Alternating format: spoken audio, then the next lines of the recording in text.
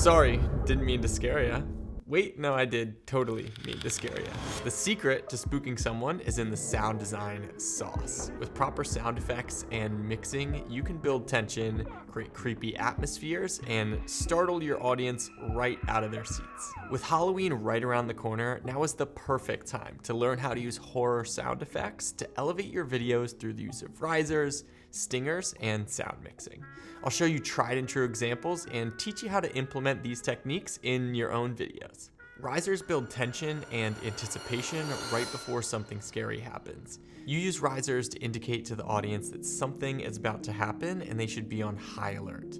While risers put the audience on edge, professional sound designer and mixer Joe Jubin, who's worked on horror classics like these, emphasizes that jump scares and the sound effects that accompany them are most effective when the audience least expects them. As he put it, much of the success of a scare comes from picture editing. But as sound folks, we can help those moments by trying to lull the audience before the big jump. Classic examples include screeching or metallic strings and reverse reverb hits. Check out this example from the Weapons trailer.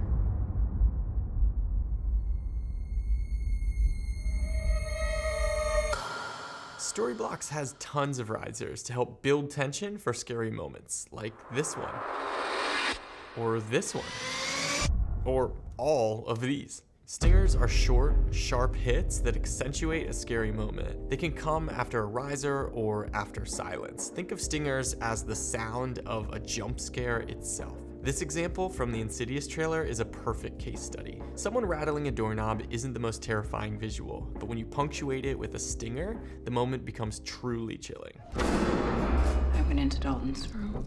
There was something in there with him. Storyblocks has hundreds of hits, ticks, stabs, and thuds that can be used to accompany your jump scare. You can search for stingers, breath, wind, screams, or just horror generally. Mixing different sound effects together and knowing what response they'll elicit from your audience is critical in spooky sound design. Layer ambience underneath your more prevalent sound effects. Creaks, wind, and whispers help set the scene and keep your audience on edge even when not much is happening. This example from the Smile 2 trailer masterfully blends all the elements we've been analyzing. 911, what's your emergency? I've traced the string of deaths to you. Nobody has survived longer than a week. Sky, pull it together.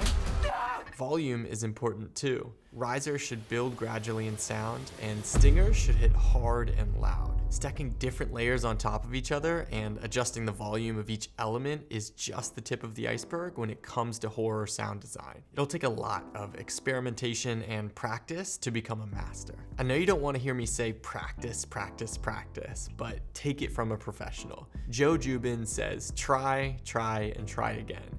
Try sounds to picture, live with them for a few days, revisit them, and then try new sounds. Experiment with different types of sounds and rhythms until you get that moment where it works. Now I'm going to show you all how to use Storyblocks' deep library of horror sound effects to ramp up your videos. Let's check out this clip I found on Storyblocks here. So first, without any sound effects or mixing.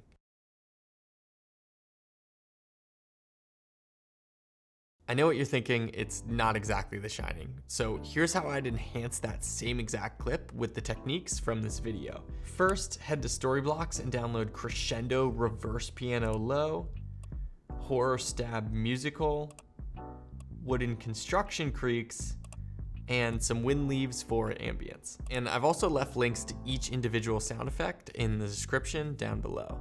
I chose this group of effects, but as you hone your sound design skills, I'd recommend scrubbing through our entire library to test exactly what works for your project. Import them into Premiere Pro and drop them into the timeline.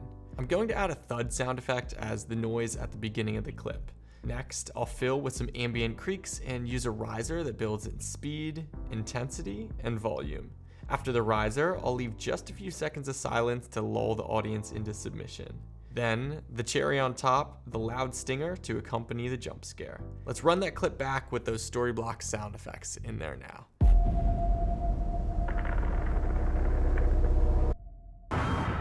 By adding horror sound effects, we were able to completely change the vibe of that video from calm to unsettling and creepy. Click the link in the description to head to Storyblocks and download all of the thrilling and chilling sound effects for your next video.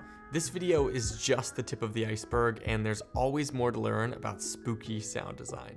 Hopefully y'all learned a little bit about the basics here, but on top of continuing to implement all of these techniques in your own work, a great way to learn horror sound design is simply to just watch horror movies with a keen ear. Pay attention to when they use risers, stingers, and silence. Train your ears to hear how they mix sound effects with music and how they leverage volume and silence to achieve a certain sense of unease. If you know the different types of sound effects at your disposal, when to use them, and why they scare you, you're well on your way.